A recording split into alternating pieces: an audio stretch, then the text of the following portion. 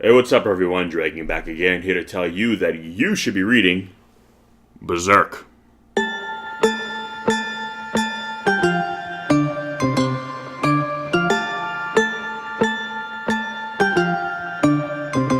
So, Berserk is a Japanese manga written by Kentaro Miura and has been basically ongoing since 1989. So, it's still going to this day. Granted, there have been some breaks during the course of its run, but basically it takes place in a somewhat historical version of medieval Europe, where we follow a character named Guts, who later becomes known as the Black Swordsman, who is this starts off as basically kind of this young, late teens, early 20s individual who basically works as a mercenary, and kind of has become famous for carrying on a very large sword. Kind of think of something similar to like the Buster Sword that a Cloud would wield in Final Fantasy VII, even though I'm pretty sure that's probably where they got the idea for the Buster Sword. But essentially, he works as a mercenary, kind of this very dark, very kind of cynical world. Essentially, just kind of think of Game of Thrones animated or illustrated with more monsters.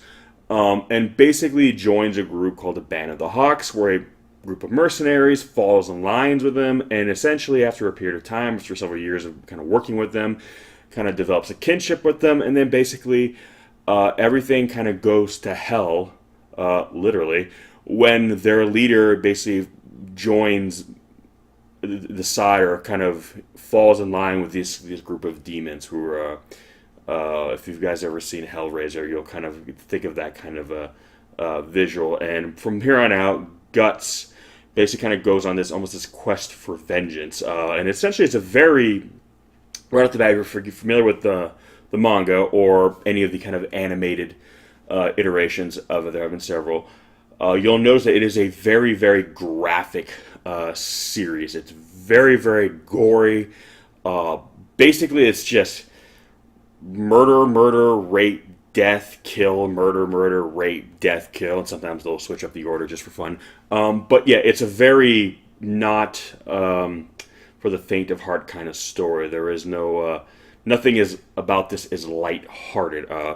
And the interesting about this story, while on the surface it just kind of feels like very kind of dark fantasy, which it is. It's very much a kind of a dark fantasy tale. How much of this is really supposed to be actual historical Europe is kind of a little bit up to interpretation. I always kind of just likened myself to basically a bit more kind of historical fiction, kind of a world that basically resembles art, but maybe not quite our history. But essentially, it's a story of basically a fall from grace from one character and a character who is, in a sense, immune to it. Like when you see Guts kind of fall in line with the Band of the Hawk, and he kind of looks at their leader Griffith. You know, Griffith is your classic valiant character. You know, gleaming white armor, long flowing white hair. He is pristine. He is beautiful. You know, and it's not hard to realize why everyone follows him into battle, because he's good with words, grand speeches. He is essentially the idea of what we think we want to be like or aspire to be like in a world full of demons and corrupt kingdoms and empires.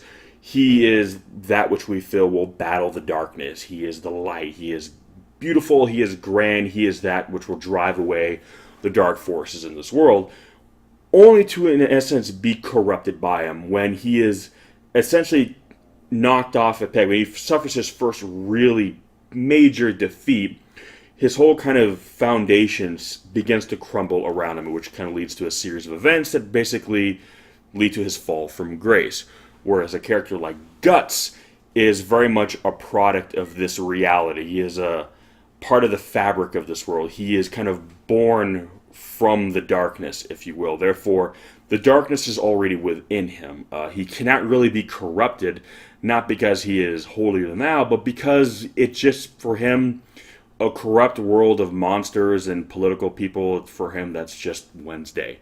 It is, in essence, because he's a part of it. When the world truly needs a hero, I mean, really in this case, he's more of an anti-hero in the truest sense of the word.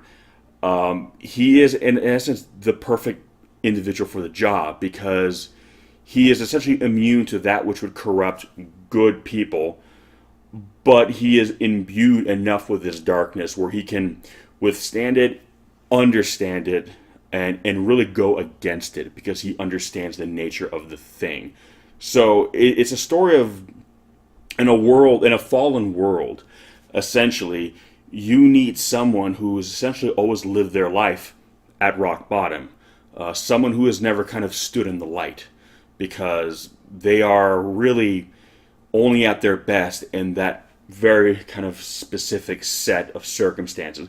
Once you remove them from that, they wither and die, essentially. And such is the case of Griffith, who eventually becomes a being of darkness himself, but he is essentially remade into this being. He is forced to become something else altogether because the way he was before was no longer conducive to living in the world as it was becoming, whereas Guts was more malleable. Guts was more adaptable, and as such became the kind of the instrument of justice, if you will, against these kind of malicious forces.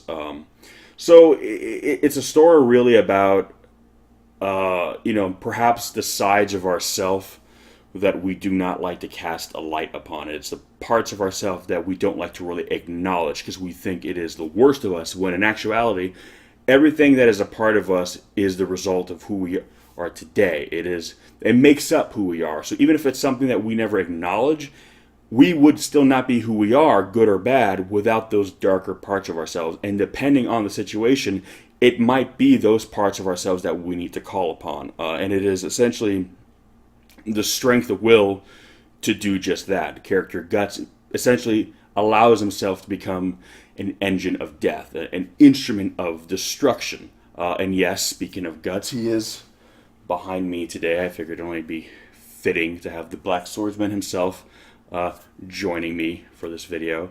But he is a character who embraces the carnage. He embraces this savagery, this darkness. He doesn't live tormented by it the way... I mean, he is tormented by it, but he almost becomes a bit of a masochist for it, whereas normally we would, hate ourselves for that very reason.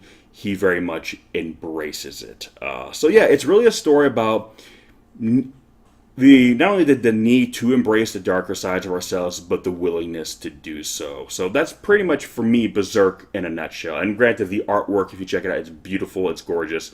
It offers a lot to look at visually, but there's a very good underlying story that goes along with it. So that's pretty much Berserk in a nutshell. So Berserk, have you read it, or have you even seen any of the animated adaptations of it? If so, let me know. Give me some of your thoughts. It's kind of one of those classic titles in terms of manga. If not, I will leave links in the description section below, where you can pick it up, give it a read, come back, give me some of your thoughts. I'm most curious to hear. So thanks for listening, guys, and as always, we'll catch you in the next one. Peace!